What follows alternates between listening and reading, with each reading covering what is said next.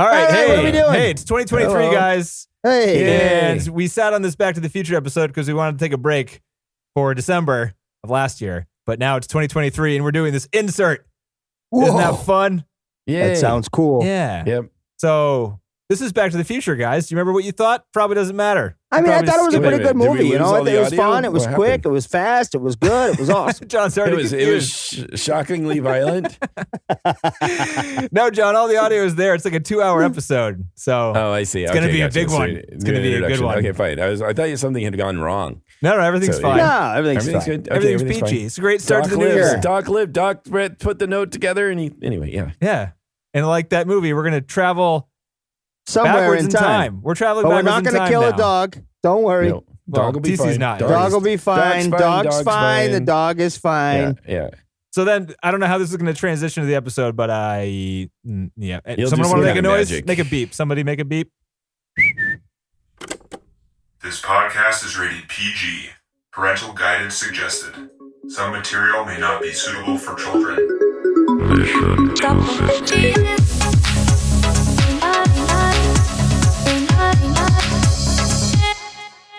Guys, we're watching a movie that is now number 30 on the top 250. It's ranked Oh, 44 when we froze it back in 2016. Oh, wow. So it made some movement. Yeah. It only took us 6 years. 1984, moving up. There's just like weird movement in this movie, which is Back to the I mean, Future. I guess it's a classic that people our age might be showing their kids at this point. I understand it. I totally get Yeah. it. Yeah. Yeah. Assuming everyone's seen this movie, it's my turn to go Right. first this week. Ooh. Yeah. This okay. movie, All I hadn't right. seen this movie in Go, like Denny. 20 years. And I just want to say for a movie that has a bunch of teenage involved sexual assault and incest, this movie's a really good fucking time. All the way through. Yeah, it's a little strange. With It some is a little terrorists, strange. It is a murder little strange. by gunshot with your best friend really early. Some questionable morals about. we started this wealth. with the kids, and pretty quickly we were like, oh no, we can't do this. You had to shut it off? Yeah. We just we Do you? I didn't remember all this story. Yeah. I No. really didn't. Dude, I I didn't hadn't seen this remember any movie of in it. like 20 years, and I remember liking it as a kid, but Oh, yeah. I don't think I saw forgot it as a most of it. kid. I'm starting to realize I might have just been involved in like the being pop a part culture, of products. yeah. Yeah, and like the fact that it was cool and like you go on the ride at Florida, but I don't know if I've actually seen it before Oh my goodness. So Wow. I'm excited. because I didn't mean, remember it yeah. at all. So Yeah. hyperbole warning on this episode incoming. All right, Okay. if you're allergic to hyperbole, maybe shut it off because it might your ears might like grow Oh, hives on them. I don't know how you react to hyperbole, but it's gonna be ugly Ooh, whatever hive it is. ears. That's brutal. Yeah. This movie is like Star Wars. I felt the same way watching this movie like when we rewatched Star Wars. The characters are amazing. They're perfectly cast. It's an amazing original sci-fi story that moves super fluidly and super fast. And the ideas in the sci-fi are great. The dramatic moments are great. The interactions between the characters are great. The comedy is constant and throughout. Like I was laughing every 2 minutes of this movie, which was the most surprising thing. Just at his I face, think. his At look, their or what? reactions. Christopher Lloyd's reactions, Kristen Glover's Yeah. movements, Yeah. Michael J. Fox's lines and Like, facial reactions. just him- and just the him in situations general? they Yeah. put him in. His face multiple times. Like when his mom kisses him and she moves back and he's just like, Right. "Brr." Oh my God. Yeah, right. No. Let's not do that. Oh, Jesus Christ. Yeah, right. And there's That was just a weird scene, man. I loved it was a all of weird it. It was scene. super weird, Mhm. but for some reason, this movie made a very awkward incest rape scene. Just, I don't know. It was Oh. Very good. entertaining. It was That's really good. entertaining. Yeah, Yeah, I it was really re- enjoyed that one. Yeah, it was so satisfying great. when Crispin Glover decked Yeah. Biff right in the face. So, Oh, yeah. so satisfying. Oh, yeah. And this movie, towards the end, it's like that would be like the end of a movie that wasn't a time travel movie, and it'd be a damn good ending, right? But it has like this period piece storyline stuck in as like the second act, and it's like its own movie by itself. Even though there's like a whole, another thing where that he's trying to get back in time, but he gets involved in these people's storylines, his parents, younger parents' storylines, and then that like resolves itself, and then. Even after that, there was like a big buildup there and a super satisfying ending with like the musical number and all of that tension. But then it keeps building like, hey, shit, we have to do this impossible thing of like, this broke, and this broke. These are the only chances we have. You have 1 second to do it, and then they keep. And it has to be perfect, and it's time to a lightning It's time strike. to lightning. I mean, it's time to Jesus. a clock. Things are breaking as they're trying to do it. The I know. editing And keeps things are ramping up. disappearing. Yep. Things are disappearing. I mean, that's one of the better. Yeah. It's incredible. And like that whole It is. scene as it builds up and then he hits he gets there and he disappears. And then all of the musical cues, which have been going for like 20 minutes, just drop out. And it's just Christopher Lloyd in the street by himself, dancing around with like the flames. It's so good. Yeah. Yeah. No, it was great. It was just such a good resolution because they made it. And I loved that little statement on like how the world and the universe will right itself. Anyways, like even if you're in control of the time, it's still going to fix itself somehow. Message? I got the message where they got lucky. Christopher Lloyd's thing towards the end where he's like, well, we're going to try it. If we destroy the universe, no, because at the end, he read the fucking letter too. So like they've did a bunch of things throughout the story that like break the rules. Right. And they still were okay. So and some of the rules are weird because like, yeah, Michael J. Fox knew how to skateboard. The skateboard was invented, but then he goes back and invents the skateboard. Same with rock and roll. Yeah. Like rock and roll. Well, so in the script, I did not read this, by the way. I just looked it up online. Okay. In the script, apparently he did erase rock and roll from history in the script. For a bit of time? So yeah. So that part where he plays is when he wipes rock and roll off the map for good. Because he was bad at it? No, because he played and did the thing. Like he was, rock and roll was supposed to start up as like a thing, but since he played it first, it no longer existed as a thing anymore. He took it out of because it was not the right time when it was released in real life, according to the thing. But that's just what I read in the. So his parents were nice in the future again, but then there's no rock and roll. So yeah, so there's just like little things like that. They were things were disappearing. So I'm sure the skateboard was probably meant to be one of those things too, right? Like. He probably should have gone back to the future and the skateboard no longer existed. I don't know what that looked like in the script, but yeah, I skimmed the script. Okay. I forgot. It's the most just perfect so everybody script ever knows. written. I forgot TC. to read it, and Denny reminded me today in the afternoon, and it was too still late. didn't It's get it mostly done. on me, actually. That's my bad. No, that's way on too me. late. I It's not completely your fault. forgot. I should have known that you would have forgot. It's not your fault that you have to remind me. No, I that's should've not a known. thing. And That's I like did a know. battered wife syndrome or That's something. right. I have Stockholm. That's okay. I'm sorry, honey. It's all I'm my fault, sorry. honey. I didn't mean to forget to remind you. No, I totally forgot. So maybe I'll get it on the next one. Yeah. I don't know. We'll see. Anyways. Yeah, there's just a lot. I don't know how to also describe it, but there's like Spielberg moments in this movie where it just feels like, when you hear the word like movie magic, that sort of thing, that kind of gets overused maybe. But this movie has a lot of it in it. Yeah. Where it's just like. Is it the score? The score helps, but the acting and the character interactions and the storyline and the way it looks and the props and the clothing. It was like fantastical too. Like E.T. was fantastical in the sense. Like it did have that vibe. It definitely did. The score definitely helped. I mean, everything pushed itself in the same direction and it just like it hits every time. Like every second of it is good. Did you understand that? I kind of figured out where Kramer got his bit from though.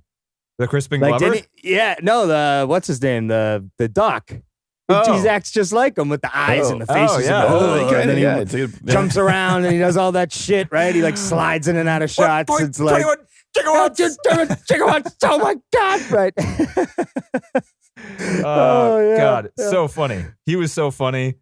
And like they somehow built in the comedic performances, but still didn't like take away the realism of the story, kind of. Like that must be super hard to do, right? They're not like mugging for the screen. It's not like we're watching Airplane or anything like that. The Christopher Lloyd character is legit afraid most of the movie, right? He's like confused and afraid or trying to do something. But it's like comedic. But his character us. is just like weird, right? So like he's odd. He's like trying to do stuff, but like the way he's a crazy scientist, right? And but it was believable. It wasn't jokey. It wasn't like, Yeah. Right. I see what you're saying. I totally see what you're saying. Like when he pops his head out, he's wearing that ridiculous thing. He's doing an experiment. That's all he's doing. He's a scientist. I mean, that's some funny shit. Yeah. And then he's like, God damn, it doesn't work. I'm like, you think? Look at the thing. What is that? The way he was looking at Michael J. Fox when he wasn't telling his young mother to leave, he was like being talked into going on a date and he like goes up behind him and just kind of giving him stares and shit. Like the entire movie. We could just walk through the whole movie and just be like, all right, this scene, everybody's being funny because of this. And I mean, that's the whole movie. It's great. It is. Yeah. It is. Is that hyperbolic enough for you?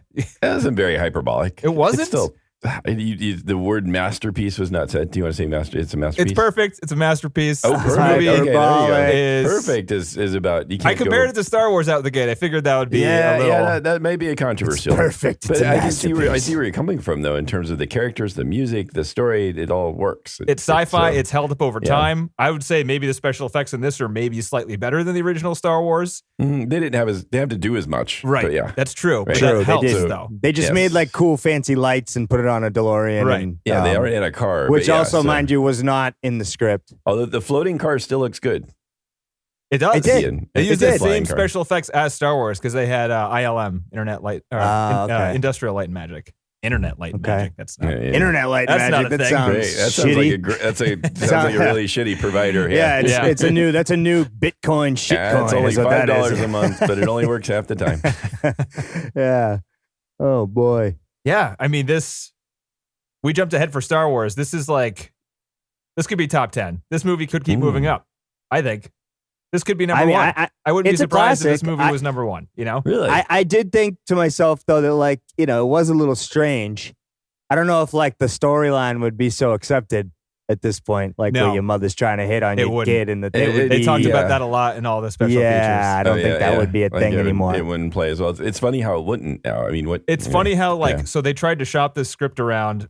They got shut down 44 times. Most studios said no because it wasn't raunchy enough because this was like the mid to early 80s. The where, screwball like there was comedy like days. Porky's and Revenge Yeah. of the Nerds and stuff. So it wasn't raunchy enough. But then they went to Disney and it was too raunchy for Disney because of the incest stuff. Oh, yeah. So- I mean, it is strange. It is a little bit pushing. It is, but for some reason, like in Licorice Pizza, for some reason, they work around it. It's okay. Yeah, it's like the situation is odd, right? We can't feel too weird about this because there's time travel. That doesn't exist. Yeah, right. Woody Allen had his thing. Let's watch this now. Yeah, I don't know. And she doesn't it was know, just- right? And the It whole was scene, strange. Well, right, and that makes it a little that more makes it a innocent. little okay. And when she actually Yeah, kisses yeah. him, there's a weird cosmic thing that happens in her brain. Being like, oh, I can't kiss my own it's kind. weird. Yeah, right. That See, part the is kind of universe, dumb, but the it universe makes it a little corrects better. itself. The universe corrects Yeah, itself. but I think Yeah. I was reading like that. There's some interview or whatever. They said they felt that was kind of their way out too. Yeah. Like she has to be the one to say this isn't right. They were aware of how odd it was. Yeah. Yeah. They needed some exit strategy for Yeah, that. so And because because- it wasn't just some free for all Again, fucking and they didn't want to weirdo leave fest. it. What he's going to carry through with the fake assault? Like that's good. Oh man, that we're couldn't- treading on water here. I don't think we Right. should. No, yeah. what are you talking about? Dude, this movie's rated PG, and that's where it goes. We absolutely can talk about that. Did you notice in the beginning of the movie, the older alcoholic mother character, she talked about how she never went in the back of a car? That was a lie because she got molested. We learned when she was younger that she's been doing that since she was 13. But after she got molested by Biff, in that first timeline, Fucking she stopped Biff. talking about it. Right, So that's dark as right, shit. Right, that is dark. I never Yeah. even put that Well, together. that was also bad. Yeah, that he's just it just fucking Biff. it's Piece of not shit. played as dark. Yeah, as what a it is, shithead, but huh? There's Biff, All right, like, McFly. Yeah, But I mean, he was funny though. He was fun. funny. He was perfectly I mean, cast. he was funny. I He was laughing. huge. The way he talked. Huge bully. Yeah. Oaf. Yeah, it he was- was just an oaf. Yeah, an oaf is a good word for him. That was perfect. Hey, This- McFly. The scene where McFly Butthead. trips him and then he stands up and McFly stands up and the shot is like over Biff's shoulder and all you see is like Michael J. Fox's eyes being like, little "Fuck." eyes about. Yeah, right. Yeah. Oh shit. What did I do? Yeah. And teaching his so dad how to fun. be strong, huh? I guess. Yeah. Crispin Glover is outstanding. I'm really like, even just looking it up, he wasn't in the second and third ones. They recast him and I can get into that, which makes me why? sad and makes me Yeah. not want to watch those ones even more now. like I thought. Why? That, What was it happened? The director didn't like that. So Didn't like his before you say portrayal, anything, right? John, Is what I heard. there's conflicting information and there's no Oh, right okay, answer. okay, good, Yeah, Crispin okay. Glover and the producers have a different story, totally different, Uh-huh. and there's no way to tell which one's right. So. Okay. But we can talk Oh. about that later because Yeah. that's kind of a long story. Okay. Okay. But I'd that be interested sucks to hear it. because he's awesome in this I mean, movie. his little laugh there was He's watching the fucking. I mean, TV. when he was Yeah. watching the TV, I was dying. I had just got really baked, and I was just in my room hysterically laughing every time he made that stupid noise. It's just. They just had such a good character. And like to have the son be so far from that, right? Because the son was hip, suave, cool, smooth, doesn't, last like a normal person, has normal reactions. It was just great. Yeah. It was just great. You are my density. That's great. That was one so milk, good. please. Chocolate. One sip, slams it back down. Slams it down. It's so good. It is good. Yeah. But again, it goes back to what you were saying too, though. It wasn't too hokey where like he was funny to a point where I still believed his character was that lame. Yeah. He's like the best Right? nerdy character I can think of in anything I've ever seen, right? It was so believable. He it wasn't so nerdy. Over He's the like top. afraid of everything. He's like skinny and nervous and he's greasy. His hair is greasy. Yeah. Like he's all by himself. The scene where he's like kind of at the edge of the dance and you see him dancing by himself and he's just backing up towards the wall. Hilarious. Just by himself, reading and writing. He won't let anyone read his stories. Like, he's like the template for nerdy people in Hollywood type of media. Yeah. Yeah. The only bad thing I could say about the entire movie, I think, is I noticed some bad ADR and there are some reasons for that. All in the vocals. Like the sound in general is amazing and the soundtrack is amazing. And the original songs, fucking Huey Lewis and the News, writing an Oscar nominated song for this movie. And it is perfect for the movie. It's ridiculous. And they play the whole thing right in the beginning. It's great. But, I mean, the ADR stuff doesn't really even matter for this movie. No, I didn't. That was it too much. Literally the only thing, because I have to try to find negative things. Find the flaw. That's how hard it was in this one. There were like a couple scenes where you could tell it was ADR'd, and that's it. Yeah, that does bother me too, but I didn't notice it. So, yeah, and this I would consider. I guess the hardest thing about this movie is like, what is it? Not that you have to do this, but like usually when a comedy is a comedy, then it's called a comedy, and that's all it is, right? This movie, I would say more than anything, made me laugh throughout. And it was funny throughout, all the way front to back, laughing. Like not even really good comedies like the classic ones. But it's also really good action. I would say that the and action, it's a sci-fi. And it's a sci-fi. But the action sequences are, I know. You get all that. You get everything. But you do. That's why it's such a Hollywood like blockbuster film. It's got it all. Yeah. That's why it's like Star Wars. Yep. But Star Wars wasn't as funny as this. It might have, more expansive sci-fi. No, it was a little bit more serious. Yeah. This didn't take itself too seriously. This was like a fun, you had some good buddy moments, but it's still, there were funny characters, a war. But some characters were totally serious. Yeah. Right? Yeah. I mean, even though we were making fun of them still just by like watching them be normal. Maybe. Darth Vader wasn't very funny though, ever. Oh no, right. But Biff is funny in this movie. Biff is funny. Yeah. And all of his little sidekicks with the guy with the 3D I love glasses. how he just becomes like the bitch when he's old, when in the other story. It's so funny. Like it's such a good turn because it's an honest turn, but it has not like, it's like a character arc without having to actually be the same character, right? Because they're two different characters, but it's the same person. So we get like this huge change and it's fucking awesome and not much has to happen for it. It was great. Agreed. All right. I think I'm done for now. What do you guys think? Wow. I think it was great. Yes. I don't know how you wouldn't, by the way. I didn't even have the thought of like either of you coming in and John. No. It's great, right? Oh, no, I agree. I think my problem is No, he didn't even say it's great. He's got a problem. No, he says it's great. It's great. You want to hear my problem? Did you say it's great? Sure, Did you say it was great? It is great. Okay, it is good. great. Okay, yes. but now he has a problem. Now you can have a problem. Okay. I think my problem is that I have probably seen this movie more than any other or close. Ever? And so, yeah. Ever. I mean, when it came out, I mean, I was like prime target you were there audience. You were there, target audience. When I saw it in the theater, I think at least three times in the theater. Wow.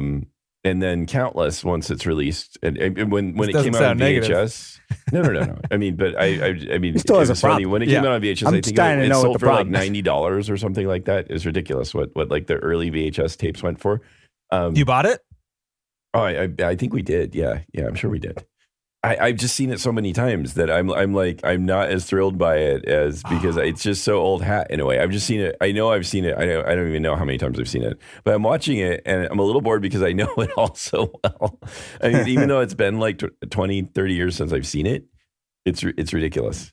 It was like it was yesterday. Been about like 20 years. So yeah, it's just like it feels so worn out in my head just because I loved it so much when I was younger. I think I don't know if that's ever a thing, but that's definitely a thing. It's still. I mean, makes sense. I get that with the Pixar movies a lot. Yeah, that's my feeling. Like I'm just kind of tired of Pixar. Is just how many times I've seen all those films, and then when you have the kids, you see them all over again. Yeah. And so now I'm often done. But so I think that's part of it. But I still appreciate everything that you're saying. I think. I mean, this was Michael J. Fox's first movie role, right? So he was in Family Ties, which I loved him in that too. Family Ties was also something we watched all the time. I don't know which one came out first, but he was filming Teen Wolf before he did this movie. Was he? But this was his first. I think Teen Wolf came after Back to the Future. He was talking about how at that time he was like putting on, his movie career wasn't good because he was like standing in fake wolf makeup. So he was like disappointed with the direction. Maybe it was released after because they were both 85. Yeah. And the production on this movie, we can get into it, was ridiculously fast, and it actually like fucked up Hollywood for a while. The screenings were going well. They're like, fuck, we got to get this out because the screenings were going so good, right? From the end of shoot to it being in theaters was 9.5 weeks. Wow. Which was like a record-breaking thing at the time. Holy shit. And it was all because, so they finished filming, and then 2 or 3 weeks later, they had a screening that the main producer, Sid Sheinhardt, who we've talked about before, was there, saw the audience's reaction as being like the best thing he's ever done. He's like, all right, hire people on. We need 24/7 people working on this. They literally hired like 4 times as many people to work 24/7 to finish the production and get it out in like 5 weeks after that. Right, to hit prime time movie season. Yeah. They were wanting to get there like 4th of July weekends. Yeah. Because it was originally going to be middle of August. And he's like, fuck that. We need this running this year as much as possible. Because this is going to make money. And he was right. Yeah, but I just can't believe they threw this together after they were done filming in 9.5 weeks. I can't either. I'm blown away by that, especially back then when it wasn't digital. So that might be why Teen Wolf came out afterwards then. Probably just because. More production time. But yeah, I certainly remember, I mean, so anyway, he was just amazing in this role. And as you say, Denny, he's like funny all the time. And his reactions and expressions are great. And to do that without mugging, I think is how you pull that off is hard. I think that's just. He's perfect. This movie is like literally perfectly cast. If you put anybody else in any of these roles, it wouldn't be nearly as good, and it would ruin the character. That's the other thing that feels Spielbergian about it too, is just how, and also of that time, like Star Wars, where everybody just seems so perfectly cast that, you know, whether it's Raiders of the Lost Ark or Star Wars or this, you just feel like this is just amazing. Like it just the way the characters are, and then how they interact with each other, and how they each represent the different things that they are. So it's just fun to watch them. Like even like, you know, they have the model of the town, which they don't need.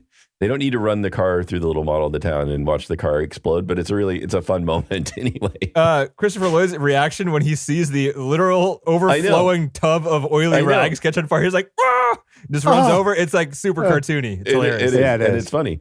So it's worth watching anyway. But yeah, I don't know. I think that it's. Are you sitting there watching this being like, that doesn't need to happen? How grumpy are you this week? He was because he'd seen it so many times. That was the one scene where I thought, I don't know if that didn't need to happen, but I don't care because it was still fun to watch. No, I think it makes sense. You've seen it too many times. Yeah. I've seen it a bunch too, but I mean, that's all it is. It's a lot of exposition in this movie, and the ending comes really fast, so it makes sense for them to kind of lay out what they're going to do. Have you seen the new Top Gun? They do this too. It all happens very quickly. Have you not? John, you saw it. I've seen the new Top Gun. Yes. Yeah, they do this too, where they tell you what's going to happen at the end because it's going to happen quickly, and they want you to be able to follow what's going on. There's going to be emotional beats that are going to happen on top of this complicated action. So that serves the point of, and that ending sequence is really thrilling. It's still thrilling. Yeah. The way the music counterpoints everything that's happening. It's like what they do in a Bugs Bunny cartoon or whatever. It just is so orchestrated and coordinated with what's going on. It's really amazing how one thing after another keeps happening and how they keep happening. Like everything goes wrong. Right. And the wonderful way they do the moments where something goes wrong and everybody just stops in horror. And they have to reassess their options. They're like, all right, fuck, you run to the car. I'm going to go up the top. Right. It happens like, I don't know, 2 or 3 times where there's this, like something goes wrong and they're like, oh, and then they have to like figure out what to do and then go on.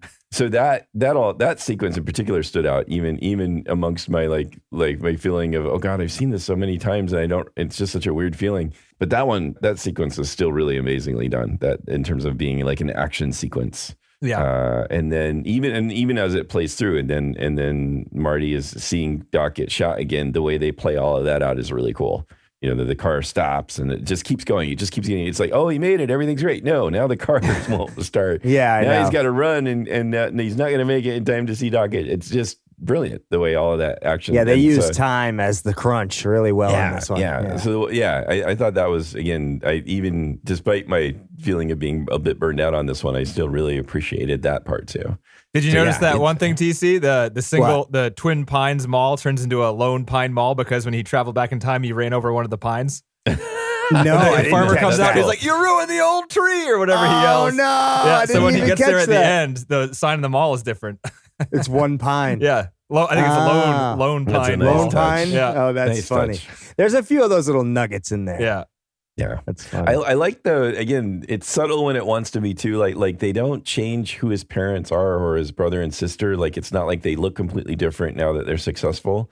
There's just like slight changes to them, which I like too. It's sort of, they could have gone all off the wall, and he could have had a whole different house. He could have had, Crispin Glover could have been like unrecognizable, and so could have his mom. But they didn't do that. They just had more subtle changes, which I thought were really cool. So. Yeah, the face makeup was the same, but the outfits, the hair, the posture, and the mother's fat suit was gone. Yeah, that's true. But she wasn't like overly fat. Even then in the beginning, it didn't seem. Anyway, maybe I didn't. She wasn't overly fat, but she was like, she had a little alcoholic bloat going on. Well, in this script, it said overweight, holding a glass of she was drinking vodka in the morning. Vodka, it was like 8 o'clock in the morning. Just overweight and drinking vodka. Yeah, That's exactly what that was like her opening. But it's actually not a lot of calories, John. If you want to get the alcohol in your system, it's probably the least calorie to alcohol. It's probably the best one. Yeah, you could ever do. Yeah. I assume that it's still there's nothing to it. Really? Yeah.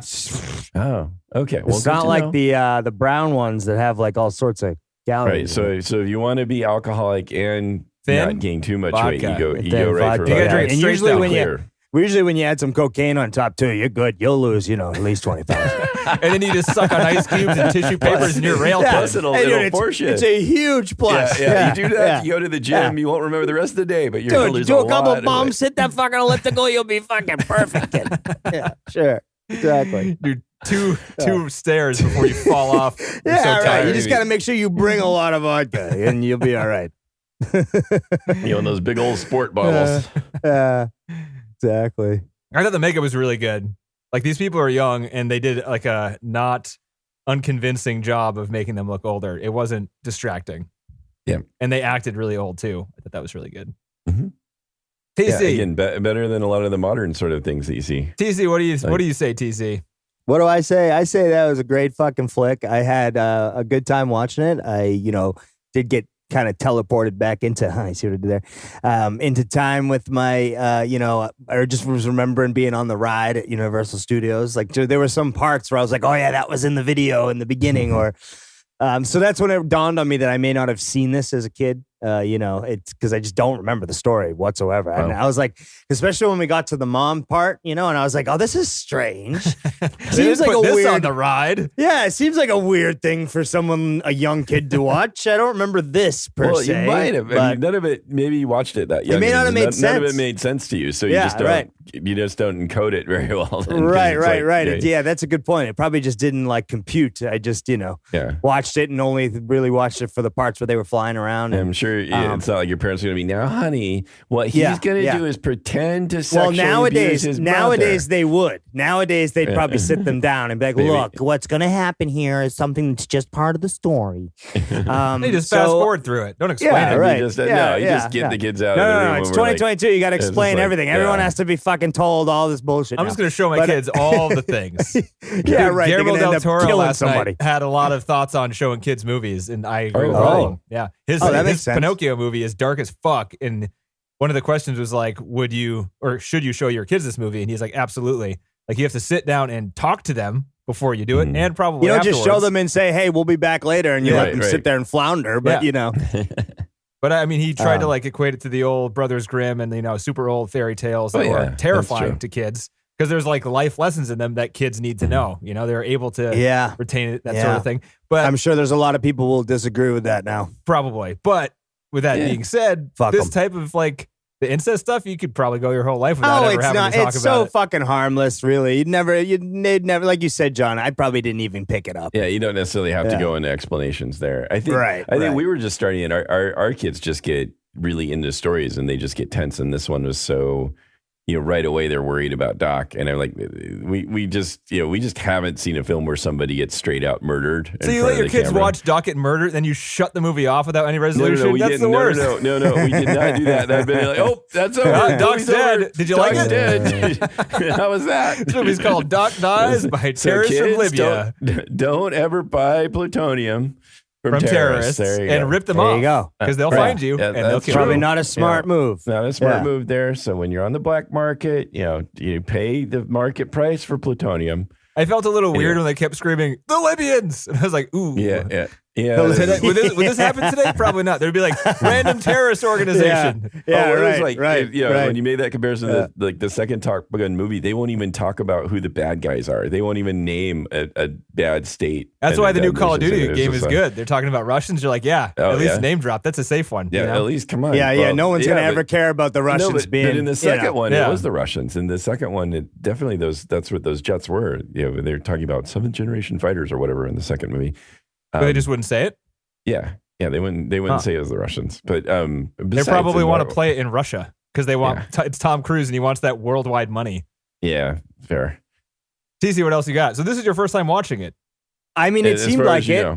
As far as I remember, I don't know. I mean, it was just a really good time. It was amazing too. And I did read like maybe, 10 pages of the script, and then I was just like, it was so close to the film that it didn't even waver a little bit. Like, it was like, oh, wow, this is literally boom, boom, boom, just exactly as it was cut almost. So which version of the script do they give you when you look up a script for this? I got like the 4th version of the original, which was like highly edited at that point. So that would have been much more much later in production? Much more close. Yeah. It would have been, well, no, it's usually you're hopefully done with the script before production, but I don't know at the time, maybe not. Totally different ending. Yeah, they had a whole different, probably had a whole different approach than they do now, and all I know is now. So for the time then, I have no idea. I mean, there was, but it was so close. I would imagine it was as close as it was going to be until they shot. So it was like boom, boom, boom, the same shit, and the scenes were very descriptive, and you could almost see it as you were reading it. So it's so lauded, right? Like, weren't you saying, Denny, that it said that this is one of the best scripts? That's what a lot of people say. They teach it in a couple of movie universities in California. I forget the names of the exact universities, but it's the script they teach because the people at those schools think this is like the gold standard of what a tight and effective Hollywood blockbuster script. And not to mention that just ended up actually on the screen. Like most of the time you'll have these scripts that, you read it and it's not the same, right? Literally when I was reading through it, I'm like, this is exactly as they cut it. Right. So, it's probably I would venture to guess one of the scripts. You kind of have to do that, right? I don't know. Specifically for like time travel? Fuck if I know. Ask the guy that did Memento. It fucking doesn't make any sense. Most time travel movies, they build in the confusing part because that's fun too, but it's probably easier to make it a little confusing rather than make it cohesive. Put it this way, the script was great. It's quick. You can read it through it fast. It's, boom, boom, boom. It's not wordy. It's not, and they have some nice little play on words that they do. So like as the reader, you're kind of like, oh, like I see what you did there, right? So they had some of that stuff too, which is usually not, for what I've been learning, is not really, you're not supposed to be like commenting or have commentary within the script, right? As you're the author of it. It's supposed to just be like what's on the screen. So there were Is it probably different too when you know that you're going to be the director as well? Yes, I would imagine so. Because he's like, I don't have to write it in because I know what I'm going for here, and I just need to. No, I think that it's also like I can write it in because I know that I'm going to be the one reading and remembering what this look like. So it's more like a note for yourself than like trying to describe it, what you're trying to get at or whatever. Right. Whereas like if you're trying to give it to someone who doesn't know who you are, doesn't know anything about you, like you want it to be very much like this is what it's going to be on the screen because they don't need your commentary. And so, there was just some stuff like that where it was actually fun to read. And I would have read it more if I had more time, but it was just, I started skimming through it. And as I got through, later on into the script, I just noticed that again, it was very much like, oh my God, this is exactly what hit the screen. So thought that was really, really cool. So if you do get a chance, anybody who's reading scripts, it is a good one to read. And like you said, it's the one they teach. So send me a link to the one you read. I want to see if it has the first ending because they talked a lot about the original What are the endings? So the first ending, that's a good one. They wrote into the original script and had it when Crispin Glover and a lot of the people signed on and when they started shooting. I think it was when they started shooting, but Crispin Glover at least was signed on. That to get the DeLorean Back to the Future, they needed to go to a nuclear test site because the only way to do it was to be next to a bomb. So they somehow figured out a way to harness the energy of a bomb in the desert in one of these test sites and use that to go back to the future. Oh, wow. That's very different. Yeah. But the studio figured that, like, I don't know at what point in time this happened. There was a lot of shit that went wrong towards the beginning of the making of this movie. But they eventually said, you can't do that. It's too much money. We're not going to give you all money to go out into the desert. Use this redressed Universal Studios backlot that we built you instead and figure it out. So then they had to rewrite it for Lightning and stuff. And everybody agreed. Robert Zemeckis and his co-writer there in the commentary track and the interviews were like, it ended up being better because it's more romantic. It's like the place we've already been, and it's a lightning storm, which is great. You set it all up. You fit. Yeah, you've got this exact time and moment where you have to do it, and it happens to coincidentally all make a kind of sense. It's like, okay, you even get to like foreshadow it because she's there with the pamphlet about the clock tower, and so this movie, listening to all the behind the scenes and stuff, it's like everything good that happened where there was a decision to be made, like they made the correct decision every single time. And whenever a disaster happened, it ended up making the movie better somehow. Like seriously, it happened in such crazy ways that I've never heard of before, mostly because they hired on Eric Stoltz to be the Marty McFly character in the beginning. And he filmed for 5 weeks, and they ended up firing him after 5 weeks because it wasn't working. And should we start into that now? I don't know if it's... Sure. All right. So when they wrote the script, they had Michael J. Fox in mind because he was like a huge star in Family Ties. When they eventually got, they got rejected 45 times. They got rejected by everybody, including Disney. Even though it was Columbia that like they listened to the pitch, they gave him money to write 2 versions of the screenplay. They did one, took notes, did another one, came back. Columbia was like, no, we're not going to do this. So then they shopped it around. It got rejected 44 times. During that period of time, they gave the script to Steven Spielberg, and he read it and loved it. But he's not like a studio, but like he was ready to co-produce, co-back, executive produce, whatever the movie, but no studio would take it on. So they kind of gave up on it at the time. And Robert Zemeckis was like, well, if I want to be a director, I kind of just have to take whatever script falls in my lap next. So that happened to be Romancing the Stone. So he made that movie, and that was a huge hit. So then as soon as that was a hit, all the studios that read the script were like, all right, this guy can make money. Let's take a look at this Back to the Future script again. And they called Spielberg, and they're like, hey, would you still want to do it? And Spielberg's like, hell yes, I do. So they got Spielberg, and they got Universal Studios. They have all these other actors like Crispin Glover's in there, pretty much all the original cast, except for 2 people. The girlfriend we see in the movie, his like present day girlfriend, got cast originally. But then she had a conflict where she couldn't go because of a TV show. She had a pilot out there that when the executives were talking, initially wasn't going to go. But then after she got hired to the movie, it was going to go. So she was obligated to go to that pilot.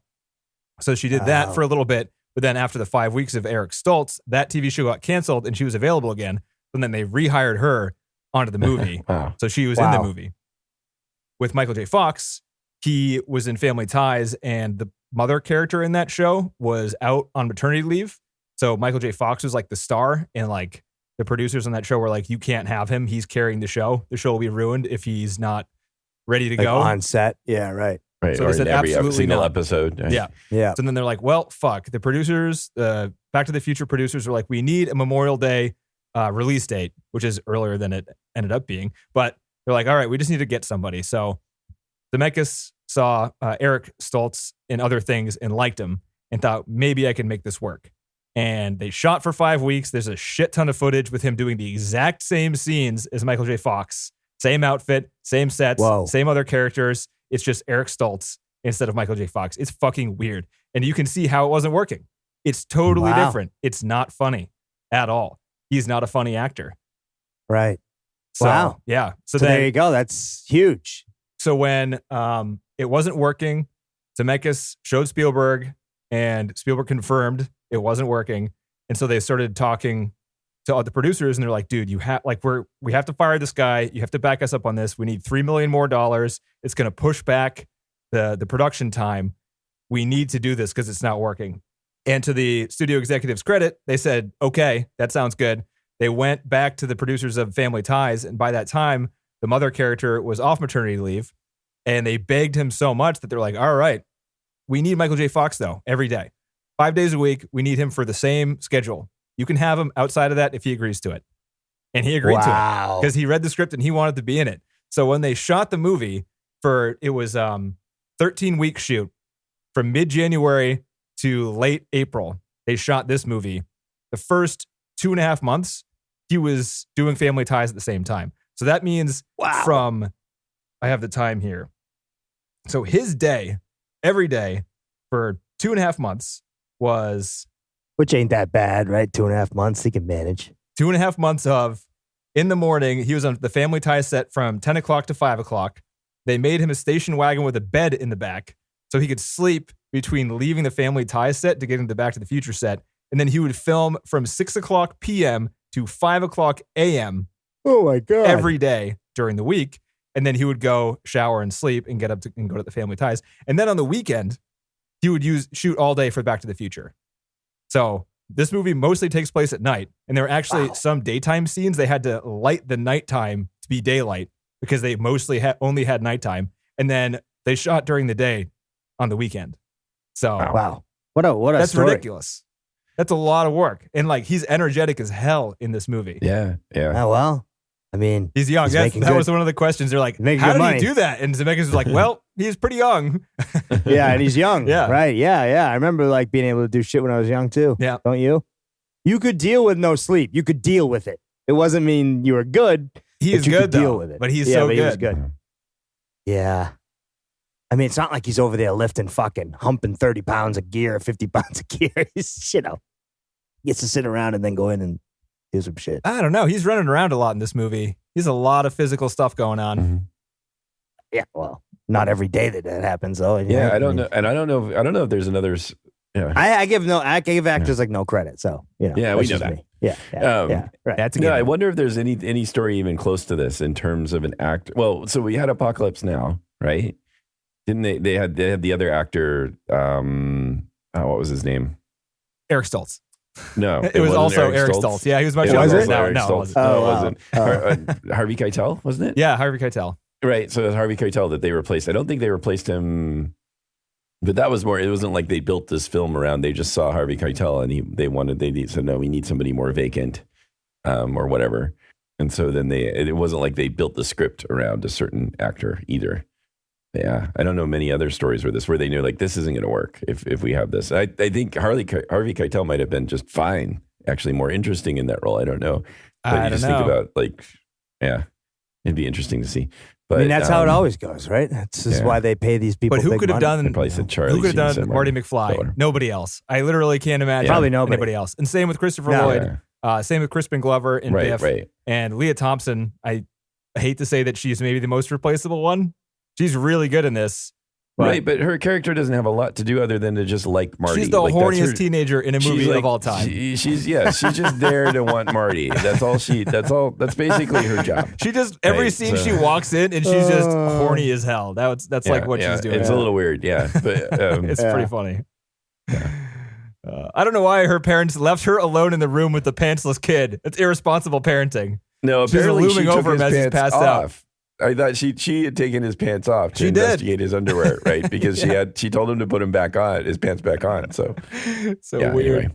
Anyway. It certainly adds to the comedy, and that's what sort of makes it less weird. Is just how funny it is. And part of that is Michael J. Fox's reactions and how he plays. He makes it clear that this is just really uncomfortable and absurd, and so that doesn't make it seem like the movie's trying to make it be something it's not. It's like, no, this is really uncomfortable. This is just awkward for everybody. Don't worry. I mean, the way Michael J. Fox acts it out, it makes it so clear. I think that's what helps so much. I mean, imagine if it was Eric Stoltz and he's playing it more serious, then it might be really uncomfortable. So it's just like... The reason he was fired, too, is because he was beating up the Biff guy. The scenes where they had physical altercations, Eric Stoltz was like hitting Biff. And Biff was getting so pissed on set that he was planning on punching him. And the day that he was planning on actually hitting him, like while the camera was rolling, he got fired that day. Oh my God. Oh, wow. And people didn't like him on set. He made everybody call him Marty to the point where like... He was like in method acting, right? In character all the time, right? And he would wear the clothes off set and go home. The only time he was ever out of character is when he was hitting on Leah Thompson. Oh boy. He sounds like a real cool guy. And he just like... Who is this now? This is the guy who was, for the 5 weeks, playing Marty McFly. He guy. He did a lot of... I mean, he did he get an Academy Award for Mask? He was in Mask. Yeah, that was the big thing before. He was nominated at least. Yeah.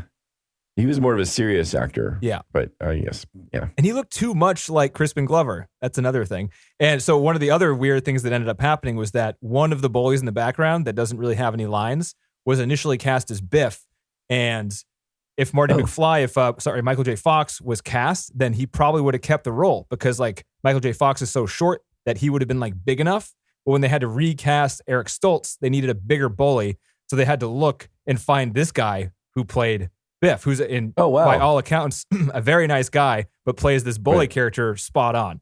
So they they found him because Eric Stoltz was taller than Michael J. Fox. And they kept him when Michael J. Fox came back in because everyone ended up loving him so much. So another thing where just like they just fell on the right side while all these like fucking crazy things were going on. It was like, well, that ended up being better.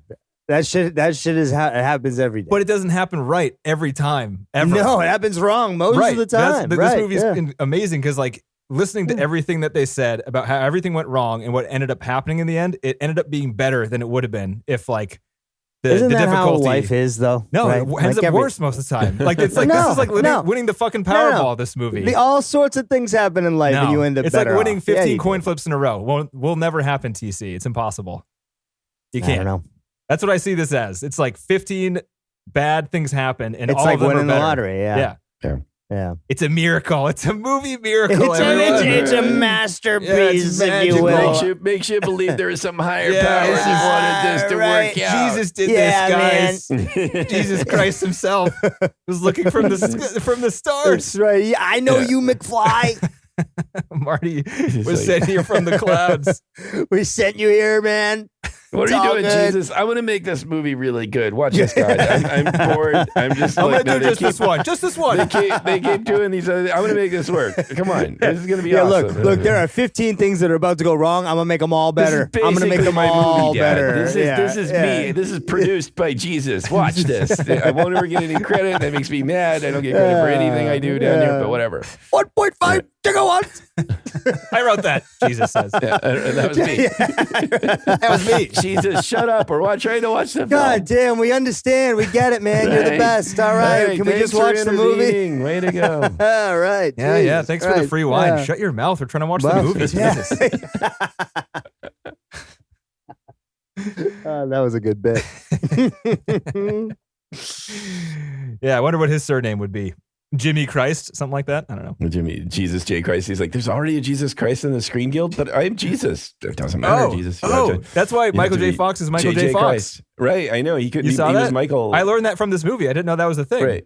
He was Michael A. Fox. No, he was Michael Fox. There already was a 1955 actor called Michael Fox. So he just had to pick a letter. Oh, was it really? Right. Yeah. So he had to pick a letter. So he added J. Mm-hmm. Is J not really his middle name?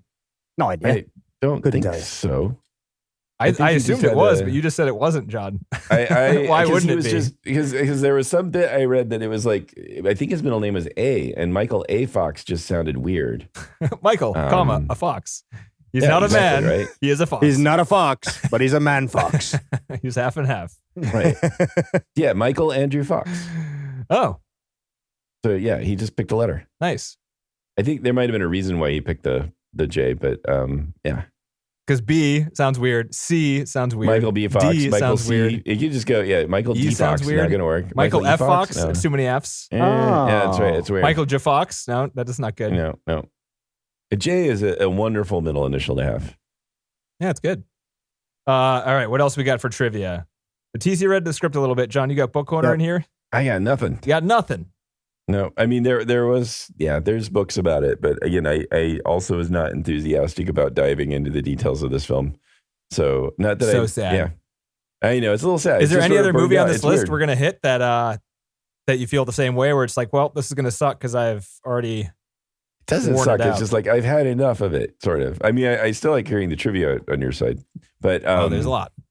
Yeah, but I didn't feel like going and reading books or anything, and because I knew you'd be digging up a lot of it, and it's like, well, then I'd have to, then it would be a rerun of that. So if you were to buy and watch the special features, there are a bunch.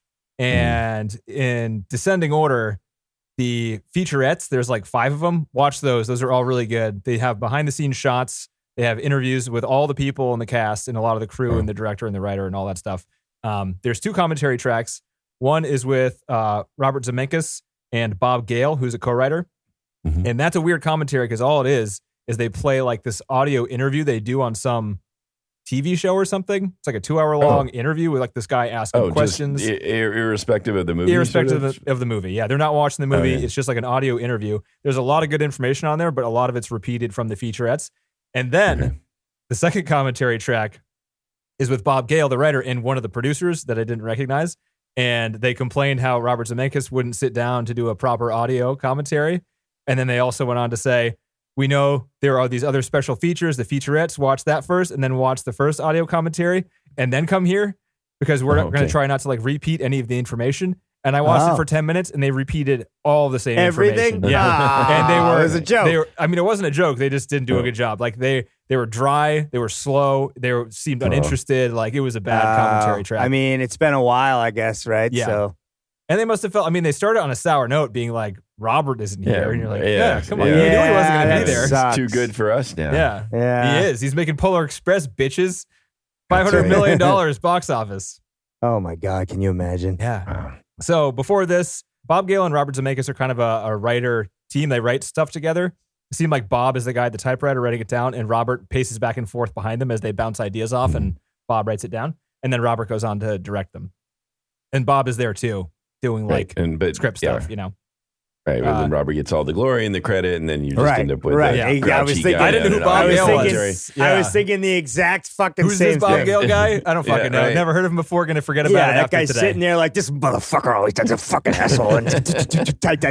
Yeah, fuck you, motherfucker, right? Yeah, exactly. Yeah, I'll go bring the fucking lights. Yeah, I'll bring the fucking lights. But they did a movie called Used Cars right before this one. Right. Have you heard about that one, John? Yeah. What's his name? Escape from Kurt New Russell? York guy. Kurt Russell was in it. I think that's why he did Romancing the Stone too. No. He didn't do Romancing the Stone. That was he did. No. Kurt Russell? Nope. Not Kurt Russell. Romancing the Stone. Michael Douglas. What? Kathleen Turner. Michael Douglas. I have Kurt Russell in my head doing that entire movie. Fuck, it's been a long time since I've seen that movie. Holy shit, that changes the entire movie in my head, dude. I've had Kurt Russell in my head. Just recast the movie in my head. That's weird. I'm not sure that's ever happened before. Because I remember scenes of that movie with Kurt Russell doing the things. That's really strange. Yeah. Huh. All right. Weird. Anyway, moving on. They did that movie. It didn't do well. Columbia. Used Car didn't do well. Used Cars, yeah. Didn't do well. But Columbia liked it, so they wanted to give him a shot, and that's kind of so they gave him the opportunity to pitch the idea, and they liked it. They gave him the 2 scripts, etc. That story I told you before. The way they write stories is the note card method.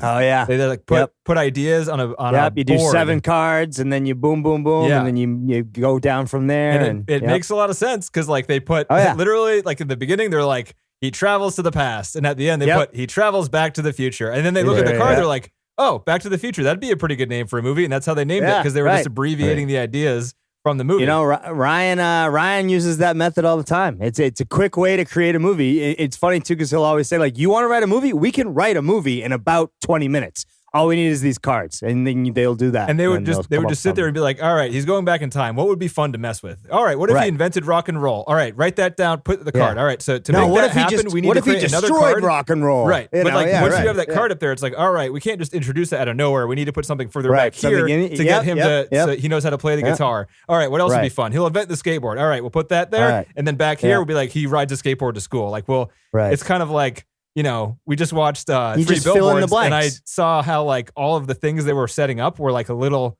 transparent in that movie. You know, it's kind of like in this one, it just seems natural, right? Like it didn't seem like they were focusing on it that much. In 3 Billboards, it seemed to me on the second watch that they were focusing on the thing they were setting up for later just a little too much. You know what I mean? I do. But I think they do it in this one really, really well because it happens with almost every single thing they put in this movie. It comes back in, once or twice. For a plot point. Oh yeah, right? you can see it even reading through the beginning of the script. You can see them setting up like the third act right in the opening. Yeah, and it doesn't feel shoehorned. It's all natural and it flows. It does work really well.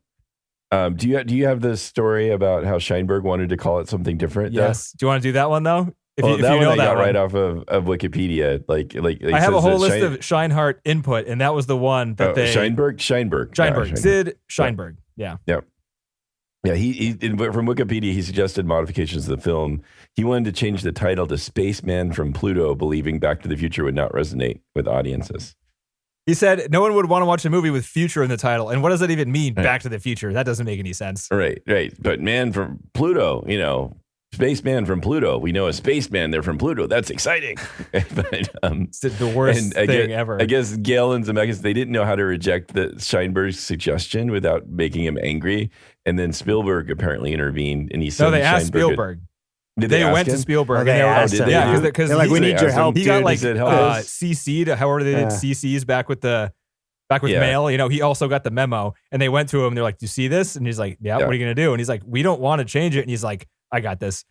So like he was waiting for their direction. Like Spielberg was there, and he helped them out a lot, but like they asked him to help every time, kind of like he wasn't there telling them what to do. Sort of like Tobe Hooper and Poltergeist. He was there to help. You mean unlike Tobe? Yeah. Yes. Yeah. So it was totally different. He was, doing a very good job, but he was asked and he agreed, and he went, and you got the rest of the story. Had to talk. Well, yeah. Well, he sent the memo back. He sent the memo back, and he just said something like, he sent Scheinberg a memo and said, "Hey," he said, "thanks for your most humorous memo. We all got a big laugh out of it. Keep it coming." Oh, like we're not even. They thought it was funny. So absurd. They thought it was a joke, and he didn't ever talk to them about it again.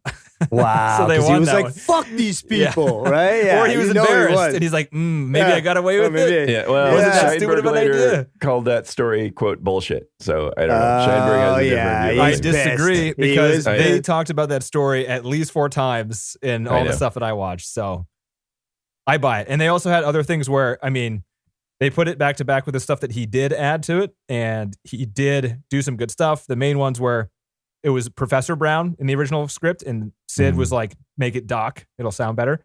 They had a chimpanzee as his sidekick in the beginning in the original script, and Sid was like, "Make it a dog and name it Einstein." So they did that.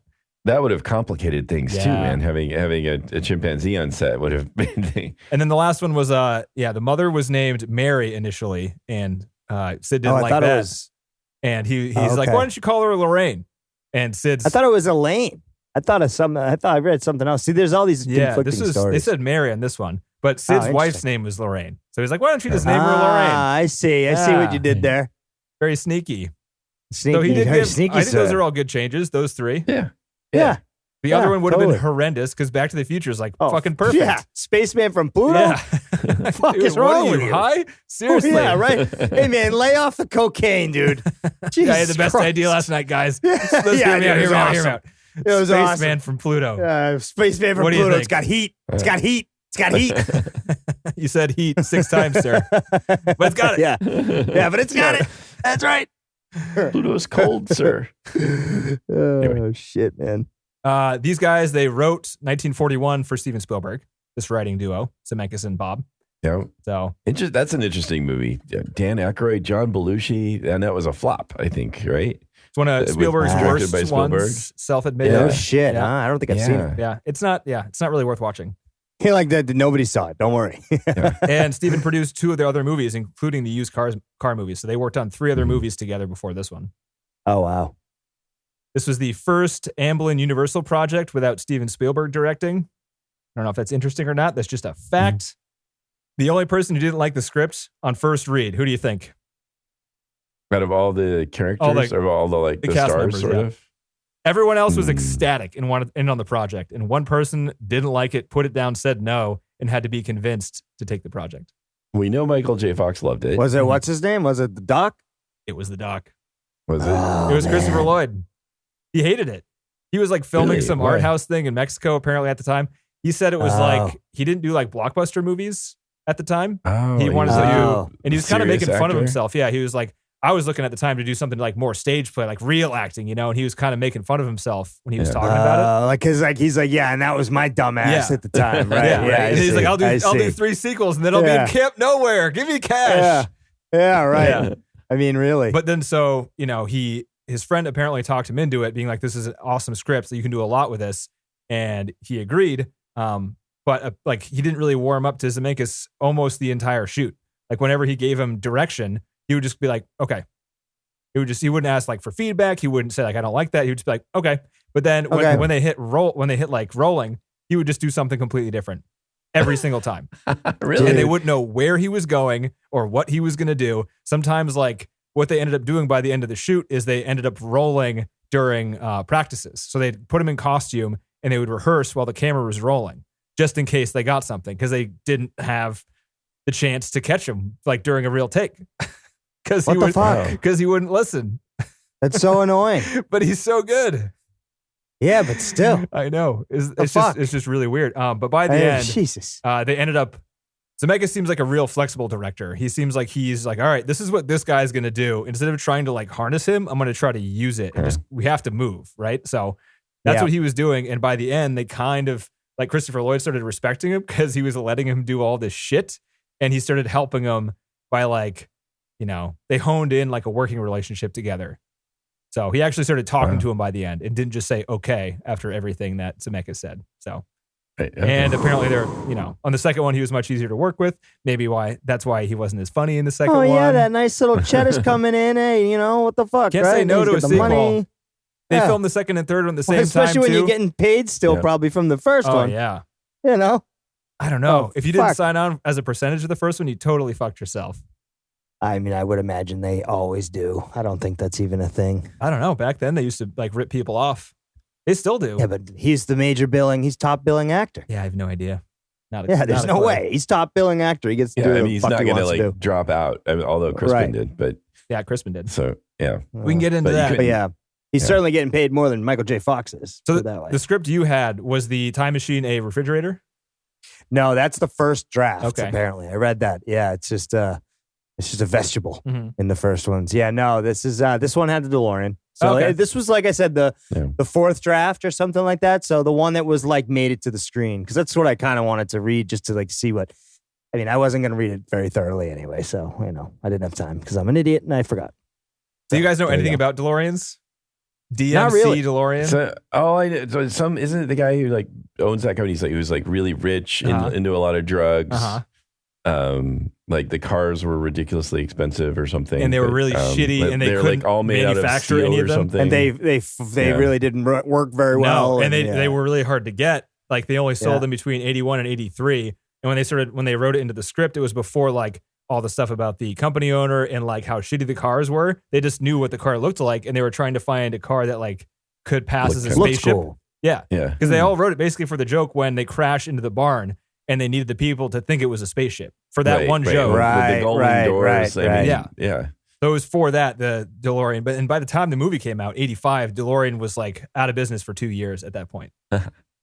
So, and the guy who owned it was like, thank you for immortalizing the DeLorean in this movie. And there's actually a huge like sub-market, I don't know what you call it, of people refurbishing DeLorean casings still for money. Like that's a thing because it's all because of this movie. Because people love this movie. It's the look. Yeah. I mean, the look of it. Yeah. It looks cool. It doesn't matter what it runs like or if it's heavy and doesn't move well and all that. Or you just replace everything inside and put the top on. Make it look the same. I don't know if you can do that. I don't fucking know. I mean, probably could. Anybody could do anything, right? Before digital, entirely before digital, all the past scenes, they lit with warmer, softer light throughout. So they had to put filters on all the lights for all those scenes. And then the future scenes were all like harsher, brighter, more realistic light. So there's some subtle differences there. Yeah. Okay. Yeah, this was in the Universal Studios backlot. They got Texaco on as a sponsor. That Texaco thing was built off blueprints Texaco sent them of how they used to build gas stations back in 1955. Oh, wow. So that's based on like an actual Texaco station. That's what it would have looked like. Which is kind of I love when they do shit like that. Yeah. That's when Hollywood's really cool. They talked a lot about sponsorship in this movie because like there's a lot of advertising in this movie. A lot of it is unintentional, like when they're driving around the mall, the JCPenney's and all those things are like They didn't sign on to it. This was back in the day where you didn't have to get permission to do stuff like this. And all that stuff was just in there. If they didn't get paid, they didn't get sued. No one paid them, whatever. A lot of the stuff in the town they built in the past was agreed to with these companies because they wanted the advertisement. It's always good. And California Raisins was one of them. Did you see a California Raisins advertisement in this movie? No, I didn't notice. I didn't notice it. So initially when they were in talks with California Raisins, they came out and they said, all right, we're going to give you $50,000 to put raisins in this movie. They wanted to put a bowl of raisins in that Enchantment by the Sea dance scene, and they wanted to make it prominent in one of the shots. This is a what bowl you have of at your raisins. dance. Yeah, they're like, can you get the bowl of raisins in there? What do you think? Yeah, throw it in there. They wanted it's right by the raisins. They wanted this movie to do to raisins what E.T. did to Reese's Pieces. I see. That's what they wanted. Oh my God. And they gave him $50,000 to do it. And Zemeckis didn't get that memo initially and wouldn't have had it anyway. He heard someone say, film a bowl of raisins. And he's like, no, you can't do that. It looked like a bowl of dirt. What are you talking about? Yeah, film like a bowl of raisins. Yeah. Right. But so what they is said, that? no, we're not going to do that. And they're like, all right, we have to advertise raisins. And he's like, I got it. And the scene where he goes back to the future and there's a bum on the bench with the newspapers on him. The advertisement on the bench, the back of the bench says California Raisins on it. Oh my gosh. I didn't notice. So, when the California Raisins thought they were getting a shot of a bowl of raisins, and then they saw the movie and they saw that newspaper on and they were like, dude, we're going to sue you. Pissed. Yeah, they were going to sue him. But they ended up just giving him back all the money because they didn't get what they wanted. Because they made it back from there. Yeah, right. Well, yeah. Everyone's happy. Yeah. Like, whatever, don't sue us. Here's $50,000. Leave us alone. That's fine. Yeah, We right. were And making everyone's like, tons of sure, money what anyway. the fuck? Yeah. Oh, Oh, wow. that's Put hilarious. a bowl of raisins in your movie. Come on. A bowl of raisins. What's the matter with you? Who agreed to that? Dude, when I see a giant bowl of raisins, all I think is, man, I wish I could stick my hand in there. Yeah.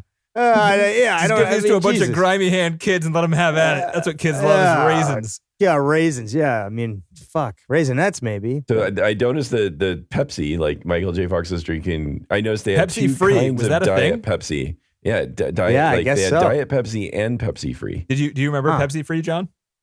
No.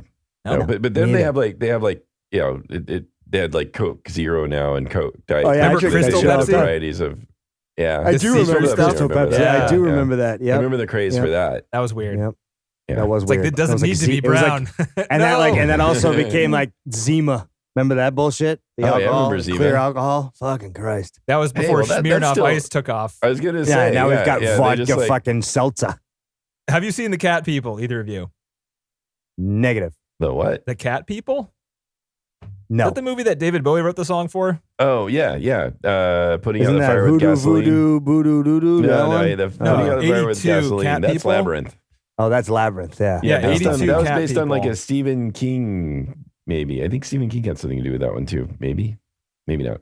Anyway, No, he's not coming up on the... okay. So what about Cat People? When Christopher Walken is on the clock tower and there's the two statues there, Christopher Walken.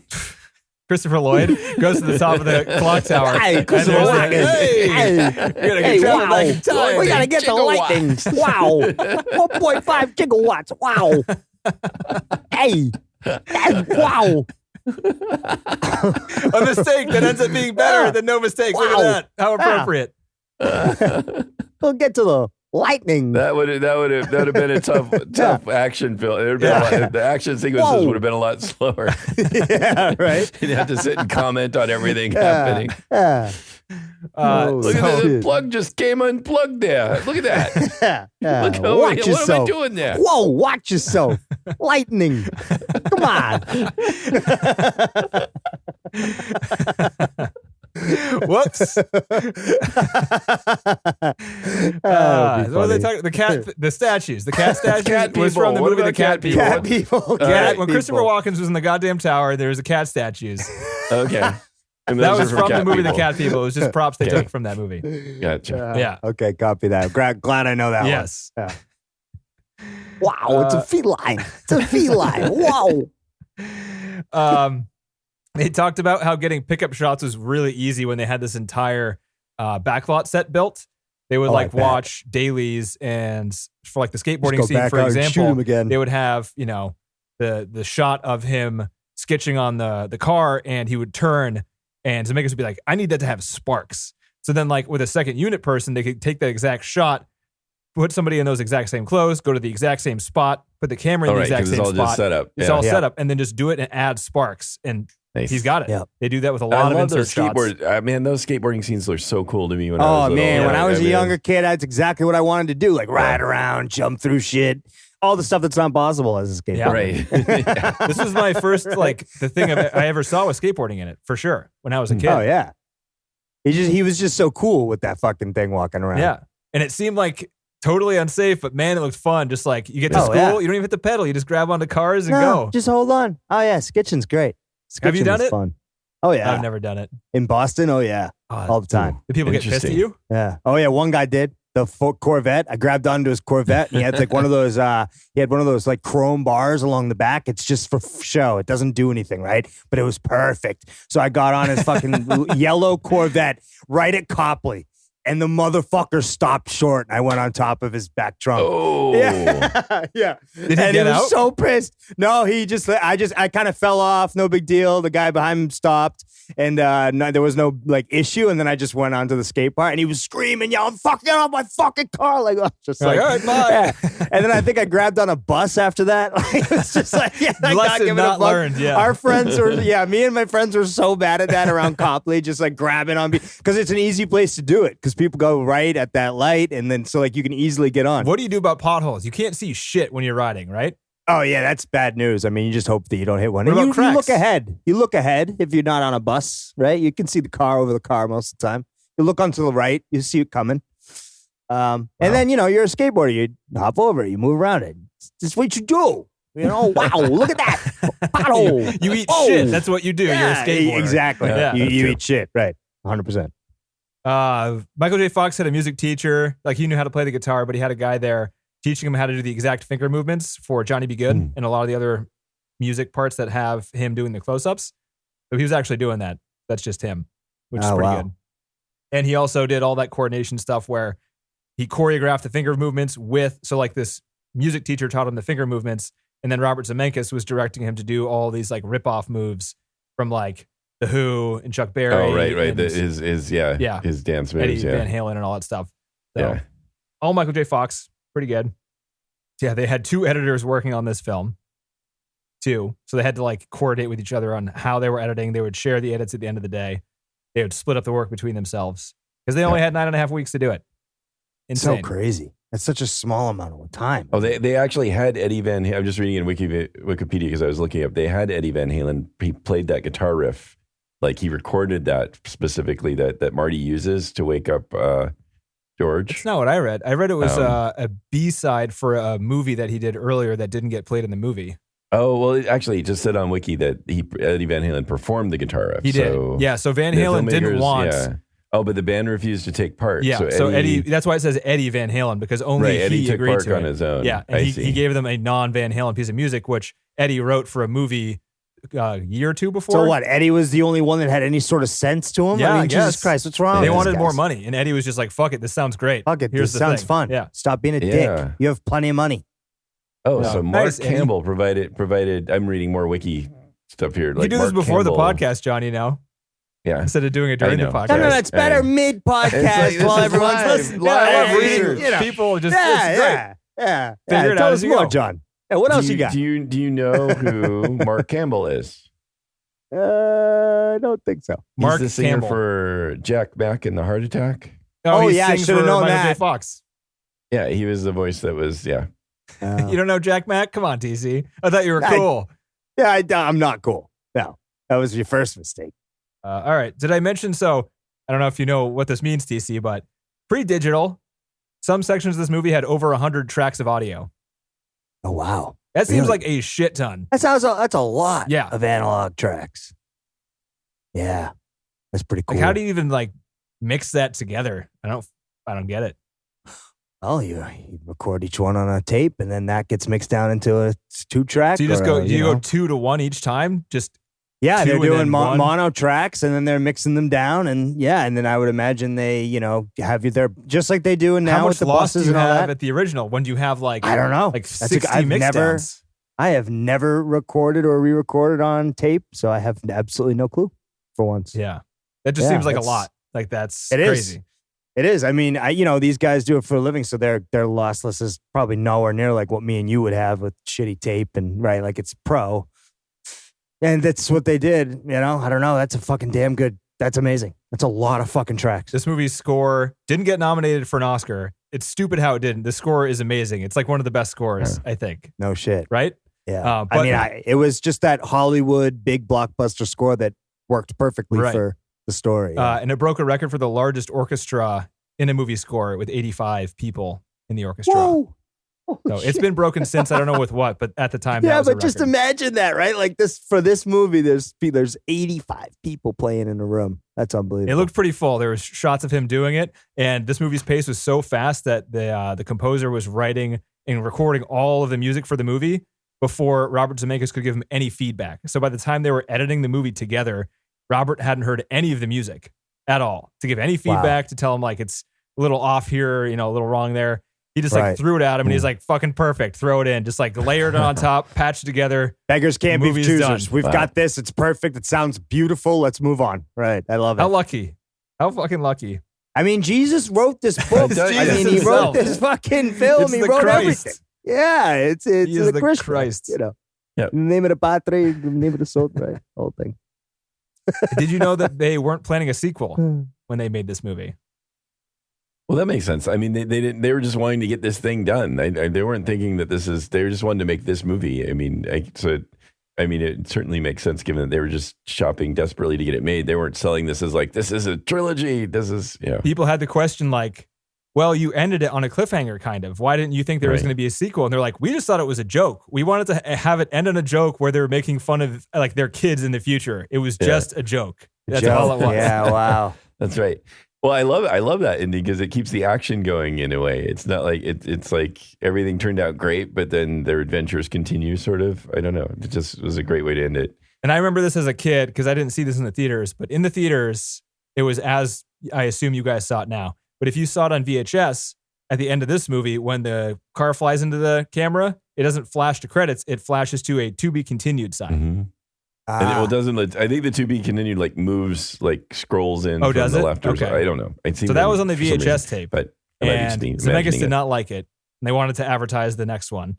But that is now gone because Zemeckis got his way now. So if you buy like the Blu-ray or the, maybe the DVD, it's not on there. It wasn't continued. It was just ended. Yeah. Now we have a second one. Right. Yeah.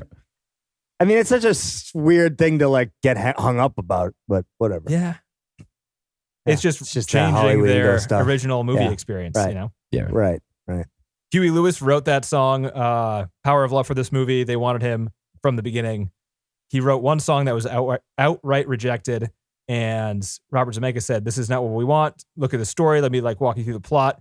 And Huey was like, oh, you want like a major chord song? Okay. And then he went back, wrote Power of Love, and that was a song. He just it's funny.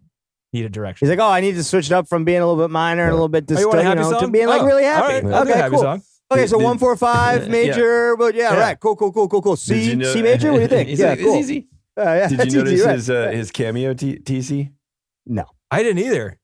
Oh, you didn't know? Oh. He was on set. I had no idea. Like all the behind the scene footage, like for the dance scene, he was like on set that entire. I don't even know if I'd know what he looked like. No, he was the judge, the dance judge that told him it was too loud. Oh, really? Oh, you didn't know that, Denny? No, I saw him behind the scenes too, and I didn't put that together. Ah, yay! Because he looks way cooler when he's on set. In that shot, he looks like his hair's all greased back, and he's got the glasses. Well, yeah, he's made to look. He's made to look sort of stuffy because he's the one saying, "I'm sorry, it's just too loud." Yeah. Oh, that makes sense now because they were talking about how Huey loved that, and I thought he was just behind the scenes talking about how he loved it, but he said it. Yeah. That makes a lot more sense. Light just went off in Denny's head. Yeah. Probably was writing something down and missed them explaining that to me. That's okay. Yeah, right. Probably. So Crispin Glover apparently was hard to work with. Let's get into Crispin. Okay. He had a lot of his own thoughts. A lot. He came into the auditions with all these hand movements and all this stuff, and they instantly this has got to be the guy. This guy's built for George McFly. This is George McFly. But he's kind of a weirdo apparently. I don't think in a bad way, but he would do things where they shot one day in the soda fountain and his hair would be down and greasy. and they didn't finish the scene, he'd come back the next day and he'd be like, I want to spike my hair up. So he'd like start spiking his hair up. And they're just like, what are you doing? He's like, I want to spike my hair up. Continuity. Like, why? And they're like, yeah, because I think it would have his hair spiked up. They're like, no, we filmed it yesterday and it wasn't spiked up. And he ended up saying something like, they said, continuity. And then he said, Brando didn't worry about continuity. It's one of the but he sucked. But he sucked. That is not the barometer. But he's also comparing himself to Brando, right? This guy's like 20 years old. I mean, that's just... Almost good for him because it's so ridiculous. Or, I don't know. Yeah, it's different maybe than Eric Stoltz walking around trying to be method like, hey, guy. I'm Marty. Yeah. I mean, it's weird because he looks like he's doing everything perfectly from the cuts they used in this, but they said, and this sounds exaggerated, but it might be true. Zemeckis said he was 50% wrong in all of his acting decisions. Oh, that seems like a lot, right? Yeah. I mean, if he's the type of guy that says that fucking statement, I'd be like, what the fuck does that mean? Right? Well, like that's how weird he is. He was right? protesting. Like he says stuff like that. I don't know. So the what reason, does that mean? One of the reasons, I don't know. So we can get into the reasons here, but this story seems to be true. They had the end of the movie. There was the detonation, the bomb detonation thing that was going to help him travel back in time. That's when he signed on to the movie. When they rewrote the script and they ended up doing it through a lightning strike, they added in all this stuff during that rewrite that made the parents rich at the end, and that was a happy ending. And Crispin Glover didn't like that as a happy ending. He didn't think that having a BMW and being rich meant that you're a happy, good family. He didn't like that. So he protested that. He was like, I don't want to act this. This is bullshit. He ended up writing his own ending, and oh my god, like he wouldn't dress up nicely. He like brought in his own wardrobe, and when he was supposed to shoot the scene, he like put on his own clothes and just started like yelling on set. Apparently, he's like trying to get people to believe in his way of the ending. Okay, and no one on the cast and crew was having it. Like he was the only one. Like, dude, what are you doing? Shut up, right? Like we all want to go home. We're finishing this.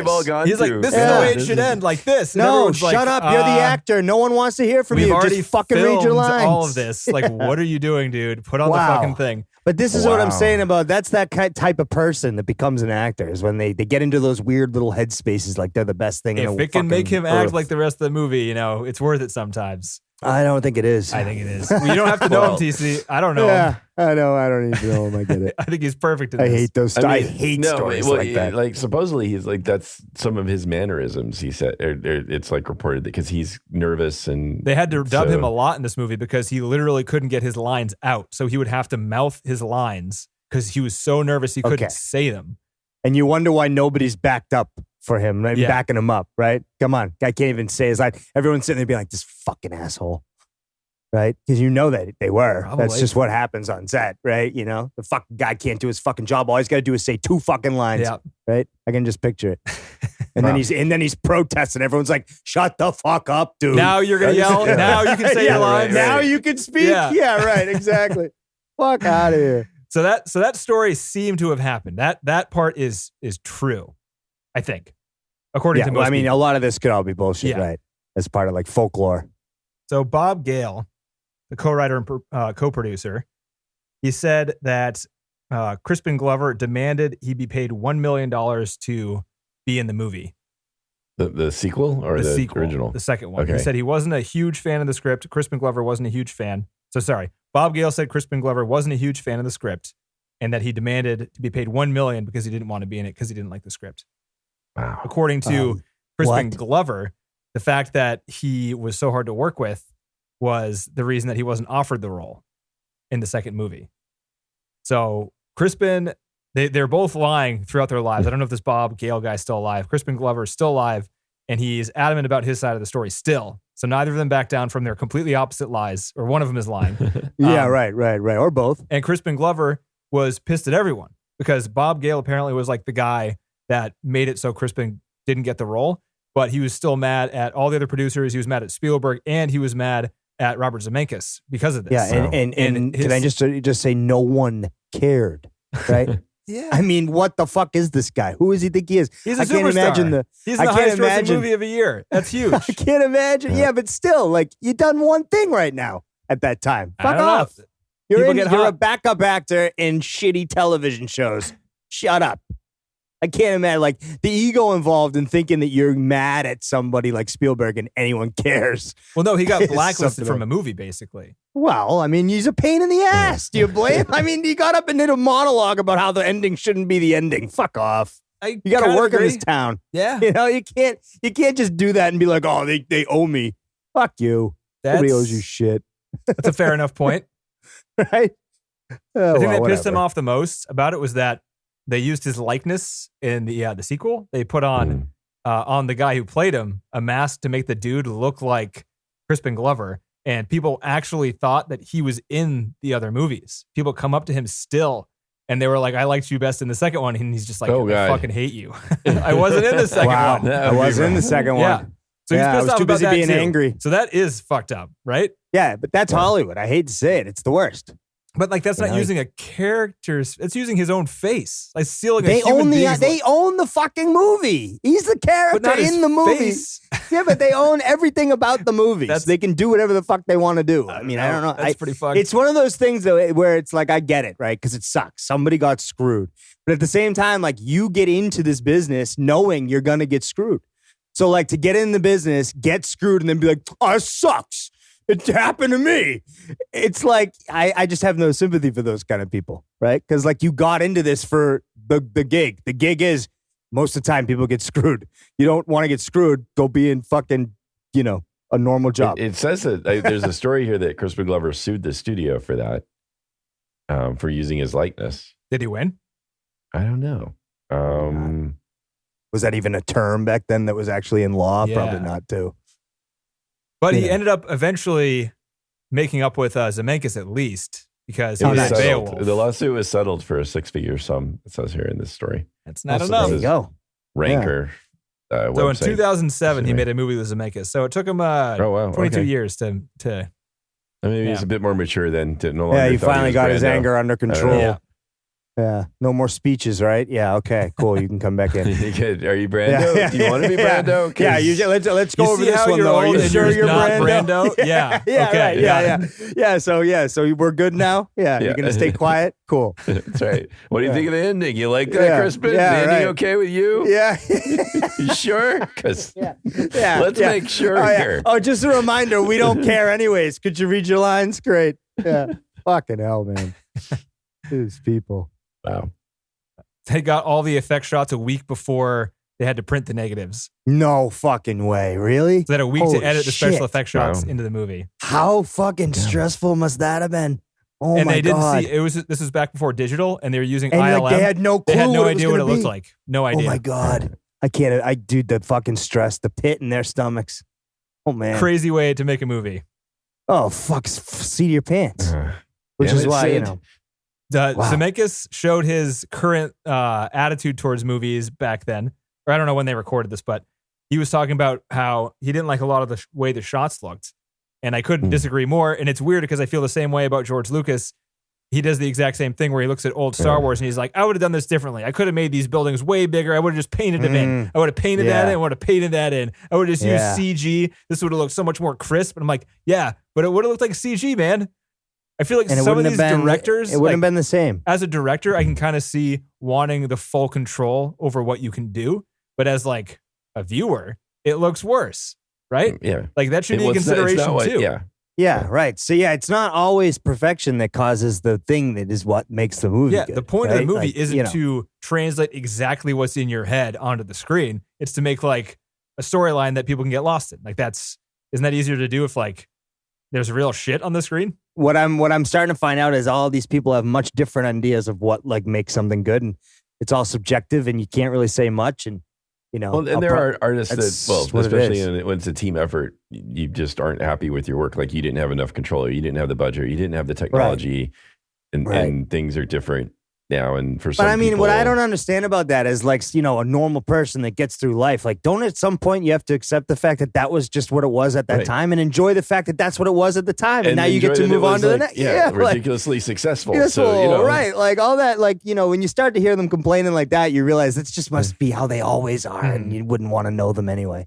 But they did this. And then Zemeckis also did Who Framed Roger Rabbit right after this, Oh, yeah. Good for him. Guy's got something. Like he's of course visual he does. Kind of director. Of course he does. Yeah. But like again, like you said, the point you made is right. Like you as the audience member of the commentary now don't need to hear the anger and frustration of something that happened before when you believe something is that good, right? So like not having the wherewithal to understand that is just I've always been a problem for me with some of those types. I guess he's just being honest too, because that's how he works. Yeah. And he's not like filtering himself out because he's probably thinking, who the fuck's going to listen to a commentary? I am, Robert. Well, it's lots me. of people. Lots of people that might be ruined. That story that might be ruined, or this or that might be ruined. No, from it just makes sense. It didn't ruin anything. It just makes sense that now he's only doing totally CG movies. That's but like if I heard that shit, I'd be like, oh, shut the fuck up. Give me something better. Like, I just want to know something cool. Right? Everything else he did, not to end close to end negatively on him. He's awesome. No. He is an awesome commentator. He seems like a really smart guy that makes really good decisions. He just likes CG. Right. It's just something. Yeah, I mean, what the hell? Hey, man, it was pretty fun. I honestly think it's a control thing. With Lucas, I didn't put it together because a lot of his decisions were bad on top of that. But with him, I just think he wants the ability to control he wants everything. to be able to be the one that be like, no, I picked this, and that's why it is the way it is. Right. I didn't have some set designer do it, and it doesn't look exactly the way I want it. I'm like, who the fuck cares how that thing in the background looks, dude? Right. And like nowadays, it's shifted to be more like, no, this is a group effort, so we all get to be a part of this, right? Like that's the attitude's shifted from when it was back then. Yeah. Where like they had one person that was controlling the whole process and everyone else be damned. It's kind of shifted. So yeah, it's my lens. I'm telling it from my perspective. 2 more pieces of trivia. Okay. Christopher Walken's stance in all the shots. Wow. No Look way. at how I'm hunched over. Yeah. When he's his hunch, you know how he's hunched? Yeah. He's a little hunched. He's doing that because Michael J. Fox is somewhat shorter than him, and they had trouble framing them in the same shot. I'm sure. So he was always like, they had to like put him in positions too where he could like, they would have their heads lined up, but he'd be like way in the back sort of thing. And when he was up front, he'd always be like hunched so he could get his head in the shot. So that's how that character trait came along. Interesting. And the last piece of trivia I had is they used to invite people to screeners back before the internet without letting them know. They would do an invite-only screener. I don't know how they do that, like wives of movie executives or people whatever. that know people that, right. So they did a screener in San Jose. Spielberg set it up. They had the first test screening. So they had 2 test screenings with audience only and then a third one with the producers, which is the one that got them to push everything into overdrive. The very first of the audience only ones was in San Jose, and they didn't tell them anything about it. Literally nothing. They got them there like, Michael J. Fox is in it, and it's a new movie. Come check it out. They didn't know it was about time travel or anything. They didn't give them the title, nothing. They didn't have the title in the movie at the time. There's a screener. There was like a lot of work to do. Spaceman from Pluto. Yeah. Right. Could have still been that. So they watched it, and they didn't know what the hell they were watching. And the scene where the dog Einstein gets blasted, everyone in the theater thought they just killed a dog. Everyone thought that the car exploded. Oh, and that was They thought the car Dog's exploded. dead. Yeah. And they were like, what the fuck is this movie? They just incinerated a dog. Everybody did. Oh my God. So what happened? How did they like? So there was a scene. But so apparently at that moment, everyone was dead silent and everyone was tense. And they're just like, fuck, this is not what we wanted. But as soon as they got to the scene where Michael J. Fox is meeting Kristen Glover in the soda machine and his face is kind of like moving out from behind Kristen Glover's head, and he's looking at him like, holy shit, this is my dad.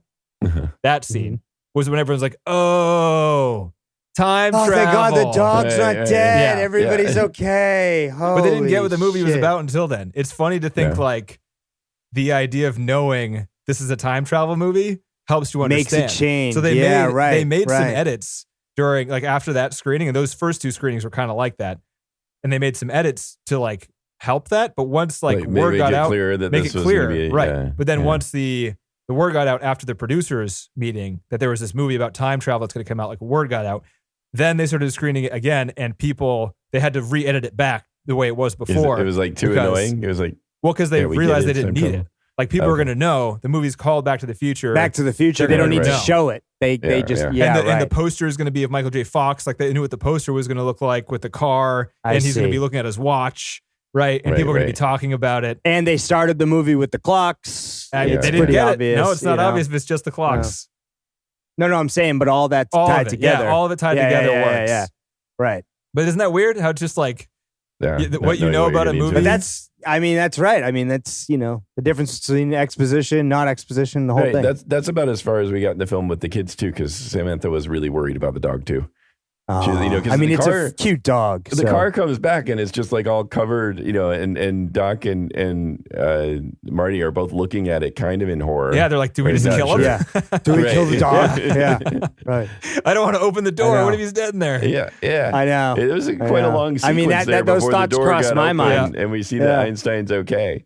So you got to that part. So you got Einstein's alive and Doc is alive, and then you shut it off. Einstein's alive, Doc's alive. They did time travel. All right, kids, time for bed. That's right. Movies are 15 minutes long. That's right, kids. All movies it's a short are 15 film. minutes. We'll talk about short films tomorrow. It's time for you to go to bed. We watched Star Wars with them, no problem. It wasn't as intense as this in a really funny way. I don't quite know. I don't know how you watch that scene in the car outside the dance with little kids. Yeah, that's a tough little one. strange. Yeah, all that's strange too. But I think again, the movie just portrays excitement and the characters' reactions. Like again, because of Doc and Marty's horrified reactions, I see what you mean. Yeah, I wouldn't want to get to that point either. Yeah, the more we were like, well, and then we watched Doc get shot. Like machine gun shot where it makes his body dance around. I mean that's pretty intense. Yeah. I wasn't allowed to watch this movie as young as Star Wars. I was allowed to watch Indiana Jones, all three of them, and Star Wars before I was allowed to watch this movie. Wow. Because I think the same reasons.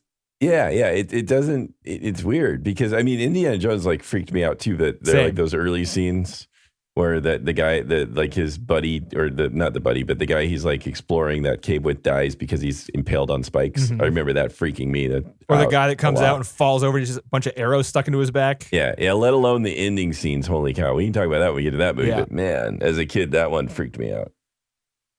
But still it wasn't as I don't know. It still seemed fantastical. It didn't seem as like intense. I mean, as I don't know. Agreed. Huh. Guys, would you put this in the top 50? No. What? Yeah, of course I would. 100% yes. Yeah. 50. Probably. It's on 40. What? Come on, John. I don't know. I don't want to put these. These are numbers. Very comfortable with top 250. That's an easy decision. Yes. We'll get to this. We'll get to easy for this one. We're going to have some kind of big battle royale here at the end of this thing. Yeah, we might have to add numbers on for the last 50 movies. Who knows? Top 8, bottom 5, something like that. The whole podcast is changing, everyone. Don't worry about it. We're never getting to one anyway, so we're never getting to the next bonus episode. Exactly. I'm not watching Shawshank Redemption ever again in my life. We never will watch Shawshank. Yeah, that's right. That's a fair point. We'll never watch Shawshank. Come on, get busy living and get busy dying. Fuck you, Andy Dufresne. I'll never watch your stupid Let's go. I mean, yeah. So that was the yes top 50 for John. I'll put that in there. Okay. So next week, yes, I think this will work out nicely. Okay. We're going to take a break for December per usual.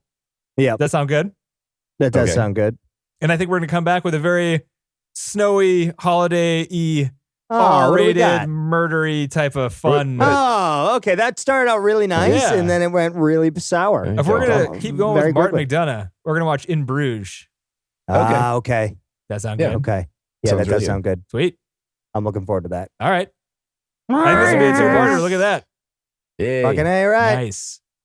It's going to say Back to the Future Part 1 and Part 2, and then people are going to be confused when we're doing trivia on Part 1. Well, you need to say Back to the Future Part 1, then Back to the Future Part 1, Part 2. Part 1, Part A, Part 1A, Part 1B. Good idea, John. That's what it's going to be. Nice. There you go. Einstein, wow. Where'd you go? I could see walking with the hair, with he could do the hunch. It would have been great. It would have been fun. Completely different. It would have been pretty fun. It would have been funny. Yeah. I want Kurt Russell as Marty McFly, and I want there you go. Christopher Walken as Doc. Yeah. It's a nightmare. Kurt Russell could have done it. He's good at that. That would have been different too. He'd been too old. He'd been too old though. Fortunately, I think even then. Yeah. Was he a kid actor? He was, wasn't he? He was in like the Computer Wore Tennis Shoes, these Disney films that I sort of back then he was in Flubber, or the Nutty Professor or whatever it was called. Yeah, back then was it way back then or was that even before? I think he was a bit older. That was even. We got to get around 20-year-old Kurt Russell in here. Yeah, it would work. Yeah, but then like 70-year-old Christopher Walken. We need a time machine to make this movie. That's right. It would work. Yeah. Yeah. All right. Talk to you next week. See you later. Or talk to you next month. Take care. Oh yeah, Talk to you next next month. year. Merry something or my other. God. Merry Whatever holidays. you do. Yeah, happy the things. Yes. Yes. Sure. All right. Later, guys. All right. All right. Stop 'em.